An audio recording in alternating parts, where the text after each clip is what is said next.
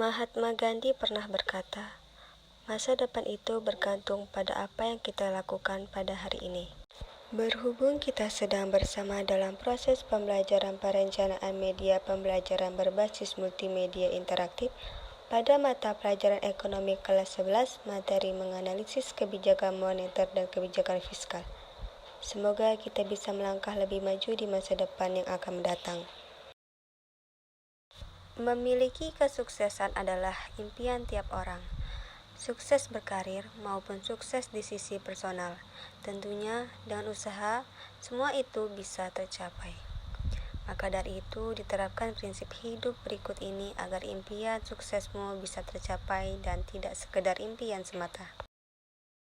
Yang pertama, bisa menghargai waktu.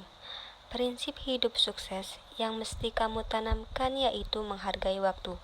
Karena waktu yang telah lewat tidak bisa terulang kembali. Untuk itu, penggunaannya harus dimanfaatkan sebaik mungkin. Dan yang terakhir, gagal, bangkit lagi. Kegagalan merupakan bagian yang tak bisa dipisahkan dari proses meraih sukses. Tidak ada satupun orang di dunia ini yang berhasil tanpa melewati kegagalan. Hanya mereka yang mampu terus bangkit walau gagal, yang kemudian bisa mewujudkan impian suksesnya. Di materi sebelumnya, kita ada membahas tentang penyajian hasil analisis indeks harga dan inflasi melalui media lisan dan tulisan. Sebelum masuk ke materi selanjutnya, saya akan memberikan penjelasan sedikit tentang apa yang kita bahas kemarin. Yang pertama, inflasi merupakan kenaikan harga barang dan jasa secara umum dan terus-menerus dalam jangka waktu tertentu.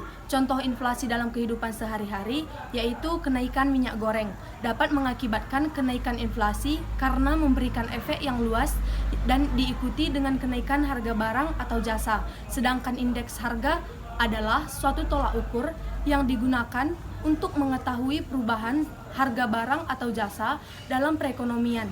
Contoh dari indeks harga yang sering kita temui dalam kehidupan kita sehari-hari adalah biaya rumah, makanan, pendidikan, dan lain sebagainya.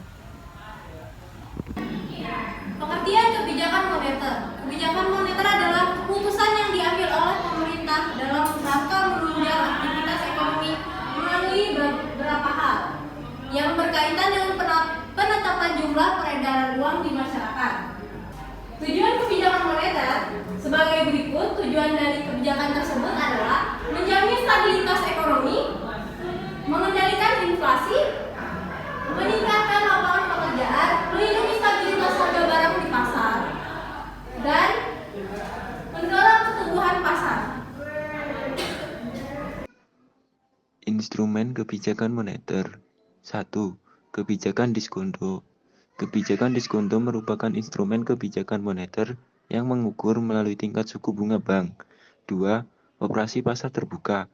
Ketika pemerintah mengontrol peredaran uang melalui penjualan atau pembelian surat-surat berharga milik pemerintah, maka yang dijadikan instrumen kebijakan moneter adalah operasi terbuka. 3. Kebijakan rasio cadangan wajib. Selanjutnya, instrumen kebijakan moneter adalah rasio cadangan wajib. Saat Bank Indonesia ingin mengurangi cadangan kas uang bank, maka uang diedarkan di masyarakat melalui pinjaman. Yang keempat, penetapan suku bunga acuan.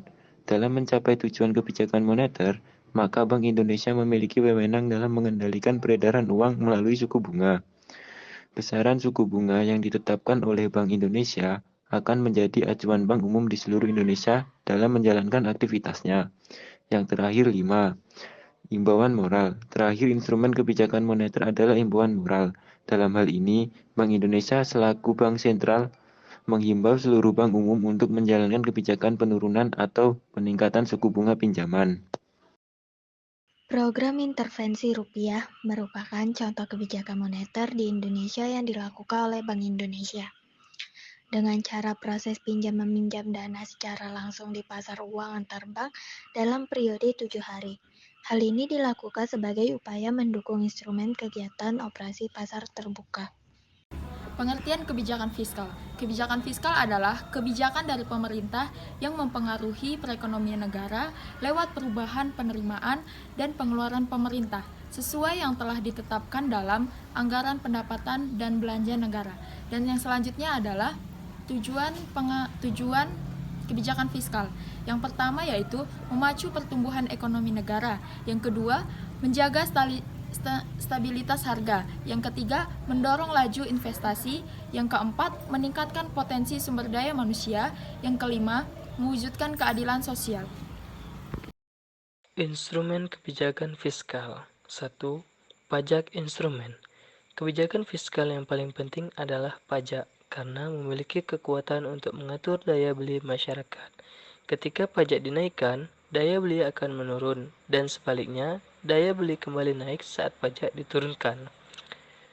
Instrumen berikutnya, obligasi publik. Obligasi publik jadi instrumen kebijakan fiskal lain yang digunakan pemerintah untuk menarik masyarakat berinvestasi. Melalui surat utang negara, Sunretail, masyarakat yang memiliki dana akan ditawarkan untuk membeli surat tersebut, di mana nantinya negara yang mencicil utang serta bunga pinjamannya. Yang ketiga, pengeluaran belanja. Demi tercapainya stabilitas perekonomian, pemerintah perlu mengurangi atau menambah belanja negara yang disesuaikan dengan kondisi saat itu. Misalnya, jika neraca pembayaran negara defisit, maka pemerintah harus mengurangi pengeluaran dari sektor lainnya sampai kembali stabil. Pemberian subsidi bahan bakar atau BBM adalah salah satu contoh penerapan kebijakan fiskal yang paling sering dirasakan. Penurunan harga BBM diharapkan membantu usaha mikro dan masyarakat lain, sehingga roda ekonomi dapat terus berputar. Selain bahan bakar, subsidi juga dapat dialokasikan pada sektor lain, seperti pendidikan, kesehatan, sampai fasilitas negara. Setiap subsidi diusahakan selalu menyasar masyarakat yang membutuhkan, sehingga tepat sasaran. Jadi, kesimpulan dari kebijakan moneter dan kebijakan fiskal adalah dua jenis kebijakan ekonomi yang berbeda. Kebijakan moneter dilakukan oleh bank sentral untuk mengatur pasokan uang dan suku bunga, sedangkan kebijakan fiskal dilakukan oleh pemerintah untuk mengatur pengeluaran dan penerimaan negara. Secara umum, tujuan kebijakan moneter dan fiskal adalah untuk mencapai pertumbuhan ekonomi yang stabil dan berkualitas. Namun, cara dan alat yang digunakan untuk mencapai tujuan ini berbeda antara kebijakan moneter dan kebijakan fiskal. Sekian yang dapat kami sampaikan, lebih dan kurang kami mohon maaf. Kami akhiri. Wassalamualaikum warahmatullahi wabarakatuh.